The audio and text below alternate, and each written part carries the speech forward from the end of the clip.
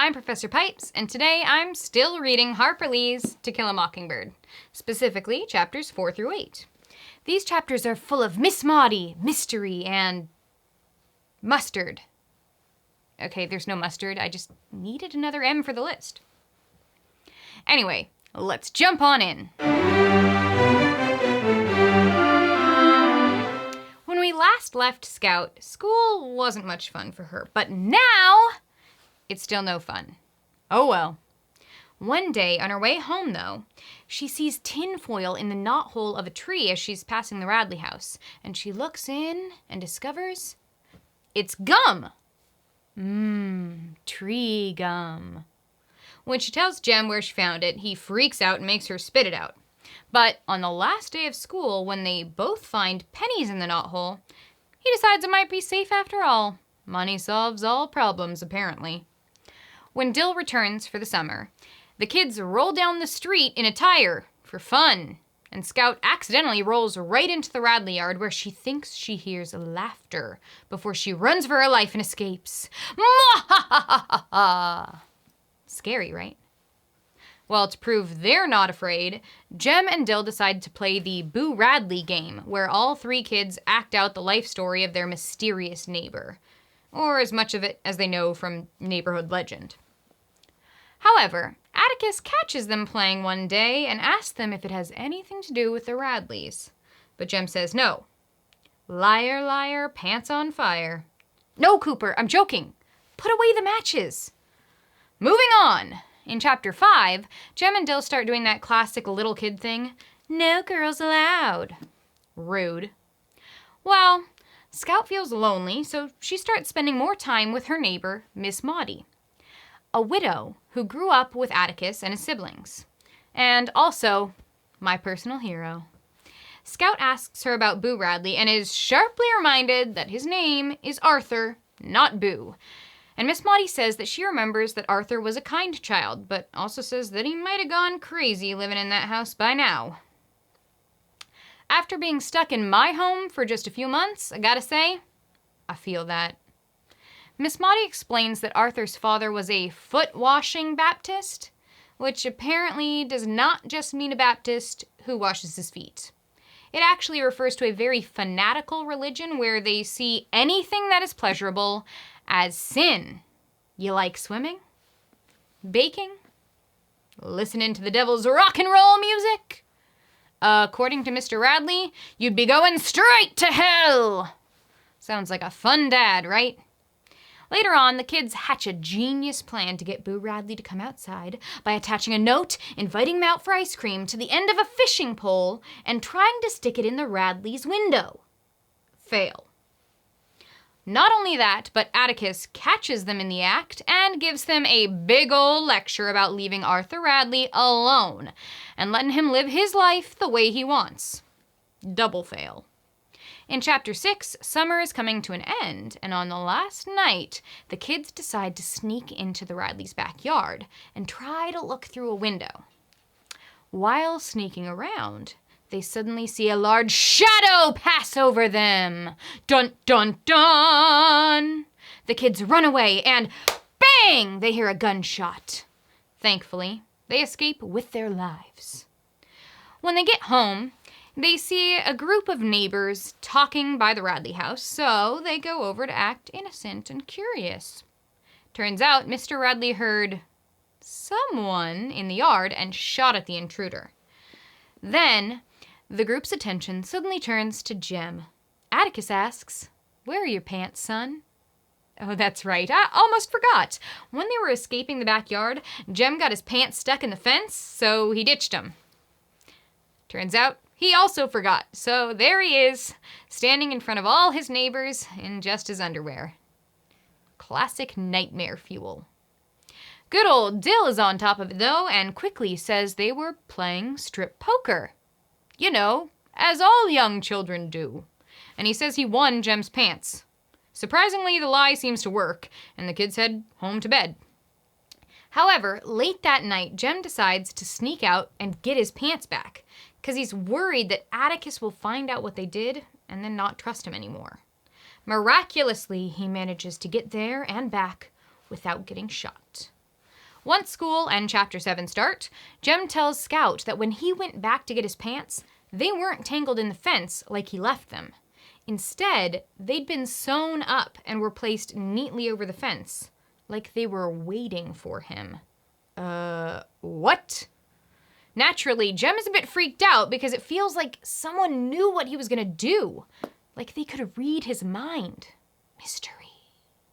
The kids then find a ball of twine in the knothole and figure it must be a kid's hiding place.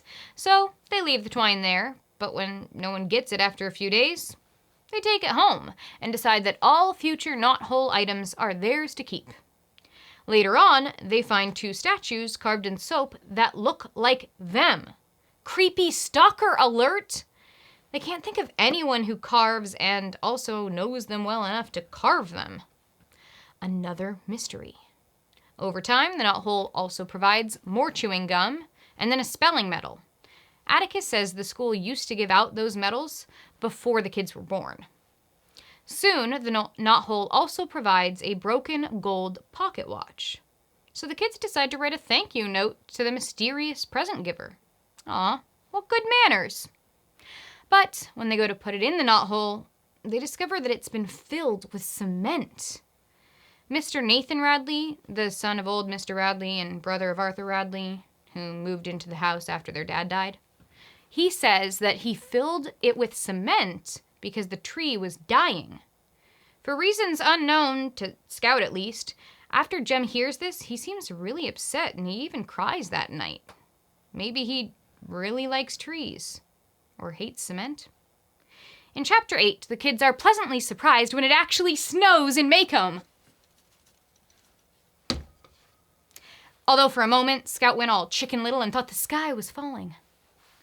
They build a snowman by piling up dirt and plastering it with snow. And they decorate it to look like Mr. Avery, one of their neighbors. Looks just like him. When Atticus recognizes who they're imitating, they add Miss Maudie's sun hat and clippers, and Miss Maudie jokingly calls it something that to Scout sounds like morphodite. I'm gonna just give you a minute to figure out what she actually said.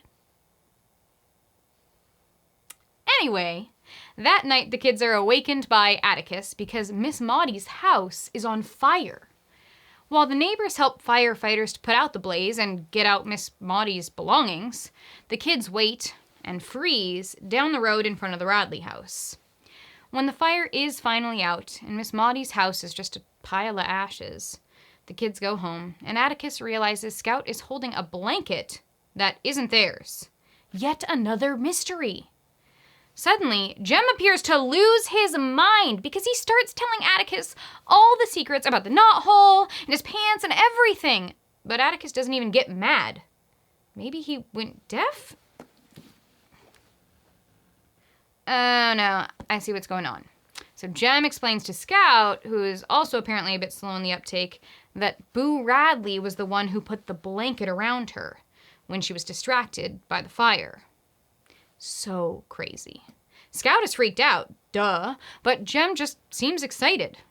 Whatever floats your boat, man.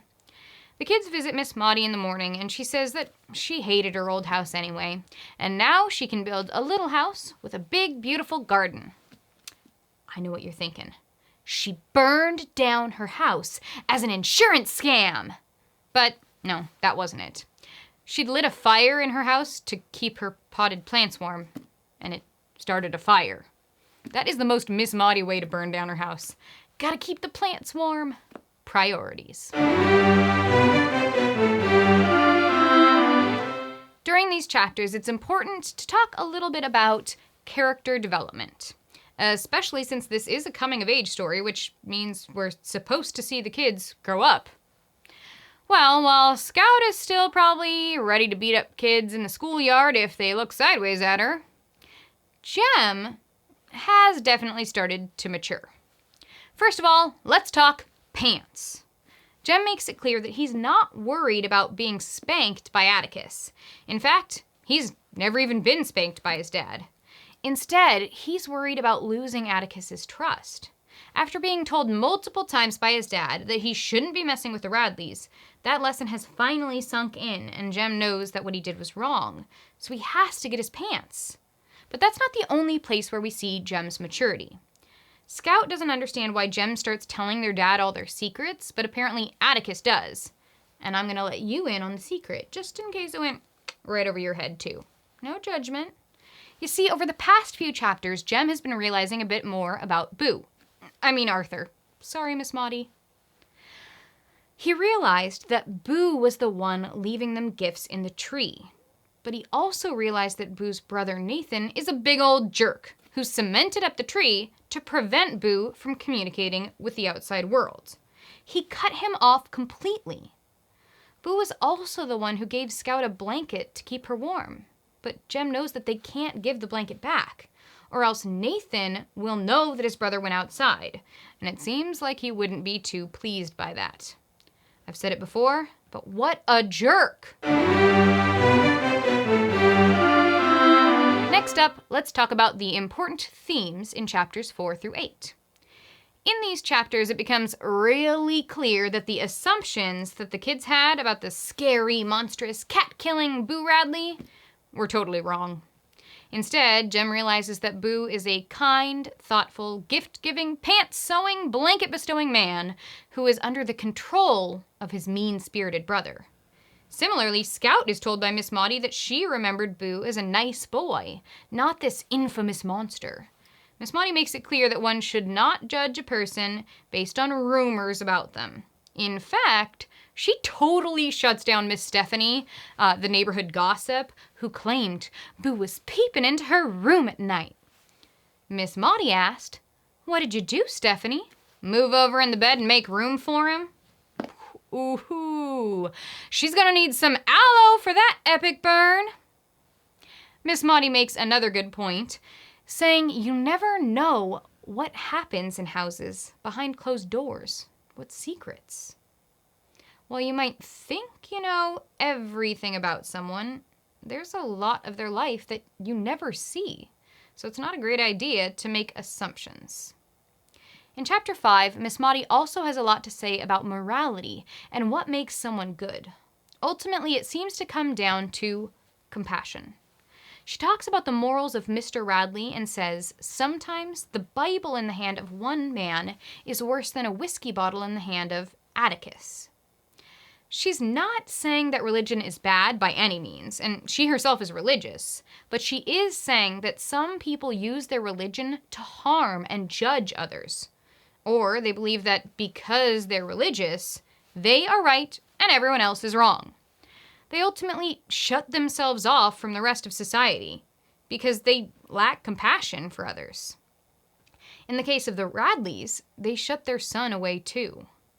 According to Miss Maudie, Atticus is better at his worst than some people are at their very best because he is kind and compassionate.